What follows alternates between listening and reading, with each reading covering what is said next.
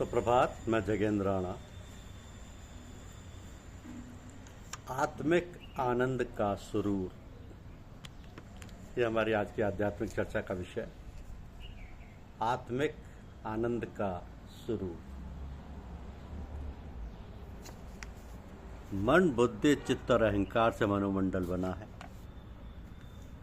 जबकि हृदय आत्मिक चैतन्य शक्ति का केंद्र है। तो मन को नफ्स और हृदय को कल्ब कहते हैं।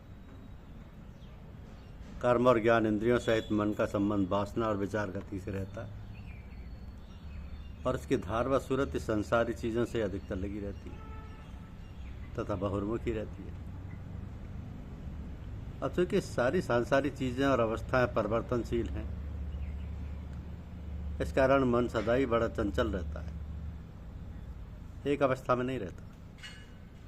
रोज रोज के स्वभाव से मन मायावी, ब्रह्मवादी और अज्ञानी तथा अशांत दशा कोई बढ़ाता है, और फिर उसका एकाग्र करना बड़ा ही कठिन हो जाता है। काबू में आना मुसीबत हो जाता है। मल विक्षेप आवरण के पर्दे उस पर ऐसे छा जाते हैं कि फिर हृदय की चेतन शक्ति का तेजस्वी प्रभाव भी मन आसानी से ग्रहण नहीं करता है। मन की कुछ ऐसी असाध्य गति हो जाती है कि साधारण पूजा पाठ, सुमरन, भजन, बलि, शिक्षाएं आदि के साधन उसके भी पूरा काम नहीं करते। अपनी कमजोरियों और मजबूरियों के कारण जरूरी परहेज भी करना करीब करीब असंभव सा हो जाता है। मनोशक्ति क्षीण गति को पहुंच जाती है, और सारे दुखों में भी दुख एवं अशांति भासती है। तो हृदय में केवल आत्मा की निज चैतन्य शक्ति का मुख्य केंद्र रहता है, इसलिए तमाम जज्बाती कैफियत का केंद्र है। जब कभी कोई वृत्ति या खतरा दिमाग से टपक कर हृदय पर आती है तो हृदय शक्ति असर से तेज होकर और भी जोरदार हो जाती है। हृदय जज्ब का स्थान है, मन सलूक से संबंधित है। अब जज्ब के जोर पकड़ने पर मन शक्ति व उसकी सूरत पर बड़ा प्रभाव पड़ता है। मन हृदय की आत्मशक्ति के अधीन है, और बहुर्मुखी होने से तथा मल विक्षेप आवरण के कारण अपने हृदय की आत्मशक्ति की नूरानियत से वंचित रहता है।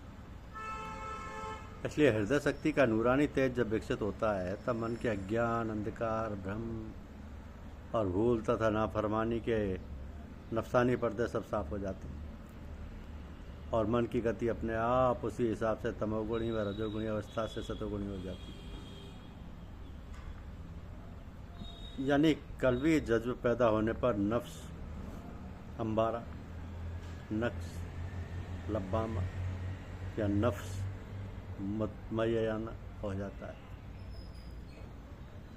नफ्स अंबारा, नक्स लब्बामा या नफ्स मुतमय्यना हो जाता है। तो हृदय शक्ति बहुर्मुखी मन की धार को अंतर्मुखी कर लेती है, और फिर तनलीनता, बुद्धिलीनता एवं अहंकार लीनता की लय अवस्थाओं में प्रवेश करता है। मन वासना और विषय आदि से पाक होकर जीवन का एक ऐसा सुंदर रूप धारण करता है जिसमें आत्मिक गुणों का विकास हो जाता है। उधर हृदय में चेतन शक्ति आती है, असल मालिक के प्रेम के जज्बे का सैलाब व तूफान कुल स्वरूप को अपने में डुबो लेता है, और हर प्रकार से पवित्र करके आत्मा और परमात्मा का साक्षात्कार कराते हुए उसके परे भी पूर्ण लक्ष्य तक पहुंचा देता है। तो हमारे सतगुरुओं ने इसलिए साधन के मुख्य दो तरीके ले लिए। जज्ब यानी हृदय की आंतरिक आत्मिक चैतन्य शक्ति, दूसरे सलूक जिसका संबंध मन और इंद्रियों का दमन और शुद्ध करने के साधनों से है। तो जज्ब की राह से हृदय में केवल मालिक के एक टुक सतप्रेम की परम धुनी और लगन तथा याद यानी कमाल, हुजूर, आगाही रहती है, और कोई चीज़ जो मालिक के सिवाय हो व्याप्ति ही नहीं।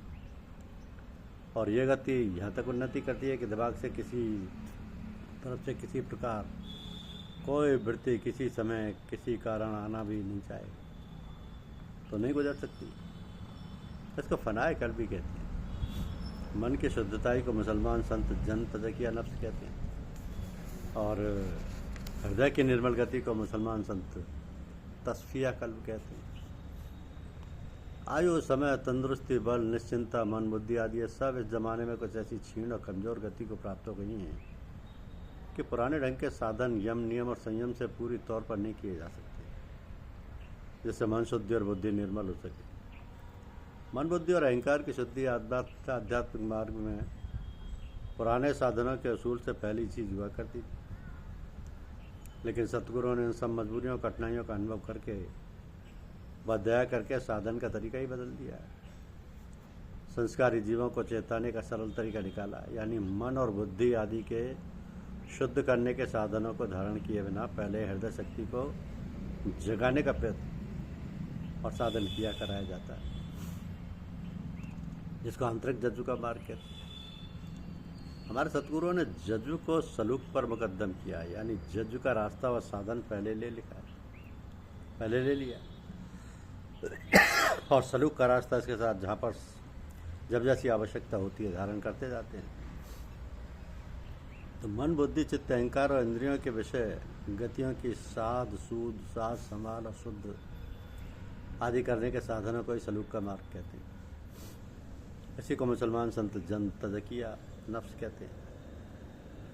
क्योंकि इस अहम तब्दील से जिज्ञासुओं और प्रेमियों को हृदय की राह से आत्मिक जज्बे की मदद से इष्ट पद तक ले जाना होता है, और इसी के अंतर्गत अंतःकरण का शुद्ध होते जाना भी जरूरी है। इसलिए सतगुरु के दया और कृपा की इसमें शुरू से ही निहायत जरूरत है। जब सौभाग्य से ऐसे सतगुरु मिल जाएं जिनका अंतःकरण शुद्ध हो चुका है और जज्बे की राह से शारीरिक, मानसिक और आत्मिक लय अवस्थाएं प्राप्त कर चुके हैं, जिनका जाहरी और आंतरिक जीवन पवित्र होकर आत्मिक जीवन दर्शाता हो, इनके सारे कर्म, धर्म, सद्व्यवहार रूप हों, जो आदाब, तरीका, तकलाव व सभ्यता से अच्छी तरह परिचित हों, कोई सूरत शब्द से अंतरी चढ़ाई व अनुभव प्राप्त कर चुके हों, जो विषय भोग से खाली हों आदि, फिर ऐसे सतगुरु की सेवा में अपना तन मन सुपुर्द कर देना चाहिए, ताकि वह अपनी तरह बना ले और उनका ध्यान व उनकी दया दृष्टि से पूरे परमार्थी बन सके तथा मन मत से गुरुमुख हो सके। सतगुरु का जितना संग किया जाएगा तथा प्रेम व विश्वास किया जाएगा, उतना ही गुरु का साक्षात्कार करके अपने आप को प्रकाश स्वरूप बनाया जा सके। इस तरह पहला लाभ यह हुआ कि उसकी वाणी सुनने व उसकी तवज्जो और दृष्टि पड़ने से ही मन की सूरत धार बहुमुखी होने से अंतर्मुखी होकर आत्मा की धार के संग अंदर ही अंदर ऊपर की तरफ रुजू होगी, और सत्संगी व प्रेमी जिज्ञासु एक मुख्य प्रकार का रूहानी आनंद व सुरूर व शांति अनुभव करेगा, जो वे शुद्धि और वज्द यानी आनंद की बस्ती तक पहुंचाएगा। तो जब सतगुरु के समीप हो तब आँख, कान व जुबान को बाहरी ओर से बंद करके साधारण रूप में अदब, तमीज और सबूर से बैठे, अधीनता, शर्म, नम्रता और समर्पण व शरणागत भावना होकर मौन में रहे, मन में शून्य हो रहे और अपने व्याकुल खाली जाने अपने को। फिर सूरत की बड़ी हिम्मत के साथ हृदय पर ले जाकर जहाँ बाईं छाती में धुकधुकी होती है वहाँ पर जमा लें। तो गुरु के आदेश किए हुए सतनाम को दिल में धारण करें और दिल को ही जुबान से हृदय में सूरत द्वारा उस सत्य नाम की ऐसी धुनी लगाएं कि नाम से नामी के प्रेम का जज्बा हृदय में उमड़ाए। इस अभ्यास के समय आंखें और कान अंदर ही सूरत शब्द अभ्यास में हृदय पर ही पूरे तौर से लगे रहें और मुंह बंद करके जुबान की नोक दांतों के पास ही ऊपर तालू में लगी रहे। थोड़ी थोड़ी देर बाद जब मनुष्य या सूरत हटे या ध्यान बटे, तो तुरंत ही गुरु स्वरूप को प्रकाश में जानकर प्रेम से दिल के सामने लाएं और भगवान से अंदर ही अंदर ध्यान में गिड़गिड़ा कर विनय करें और पश्चाताप करें। ये प्रार्थना करें कि हे मालिक, ये सेवक तुझको ही चाहता है और तेरी रजा और खुशी, तेरी इच्छा पूर्ण हो। इस प्रकार अभ्यास करने से मन में फिर एकाग्रता होने लगेगी और सूरत को दिल में लगाकर फिर उसी सतनाम का हार्दिक अभ्यास ध्वनि के साथ शुरू कर देना चाहिए। ताल से मतलब हृदय से। अभी रस आत्मिक आनंद का सुरूर है, आत्मा आसमानी से मतलब ईश्वरीय है। आशय के हृदय ताल में मालिक का शब्द हो रहा, जो केवल ध्वनि का रूप में नहीं ध्वनिकार रूप में नहीं। तो इस प्रकार हृदय में जब सूरत सतनाम की ध्वनि द्वारा नामी के कदम यानी सत्य प्रकाश के हुक्म से मेल खाती है तो निस्संदेह तुरंत ही अपने आप और अभ्यास को खो बैठती है, आपे को भी फिर उसी आत्मिक सत्ता रूपी शब्द में प्रवेश कर जाती है और उसके वजूद व स्वरूप का पता नहीं लगता, ना आनंदमयी ना उसके आनंदमयी होने का अंदाजा ही हो पाता है। सब गुरुदेव की कृपा से संभव।